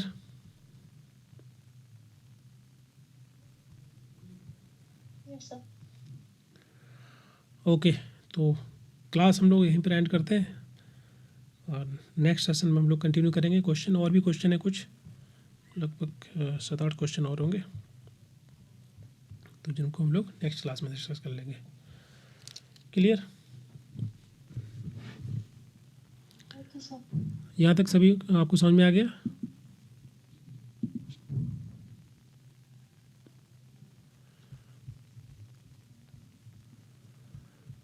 ओके, तो कल अगर क्लास होगा तो मैं आपको कल अगर क्लास होगा तो मैं ग्रुप में आपको बता दूंगा। इन केस जब भी क्लास होगा तो मैं जनरली मॉर्निंग टाइम में या लाइक 1 बजे से पहले या 1-2 बजे के आसपास मैं बता देता हूँ ग्रुप के अंदर। तो आप लोग 1-2 दिन में ग्रुप देखते रहिए करिए, स्पेशली वीकेंड टाइम पे, जब सैटरडे, संडे, फ्राइडे है तो उस टाइम पे क्लासेस होंगी। और अभी हम क्लास रेगुलर करेंगे, बिकॉज अभी जितने भी स्टूडेंट ज्वाइन कर लिए हैं तो आई थिंक सफिशिएंट है। We can start the class for this unit 1। And आप लोग थ्योरी पढ़ लीजिए। अगर आपको डाउट है कोई भी किसी भी टॉपिक में, किसी भी चैप्टर में, आप ग्रुप में टेक्स्ट कर सकते हैं कि ये वाला टॉपिक समझा दीजिए दोबारा, तो मैं उसको रिपीट कर दूंगा। कोई भी टॉपिक अगर है वीडियो में आपको समझ में नहीं आ रहा है, नोट्स में भी समझ में नहीं आ रहा है, तो आप मुझे टेक्स्ट करिए। आई थिंक आप लोग टेक्स्ट कर सकते हैं ना ग्रुप के अंदर। इज इट लाइक डिसेबल और इनेबल? क्योंकि कभी कभी अगर इनेबल नहीं होता है तो आप टेक्स्ट नहीं कर पाओगे, केवल you can just see the message in the group. No sir, you can text the Okay, fine. Okay, so agar in case you have doubt in any topic, you can just text the topic name. I will explain in the next class.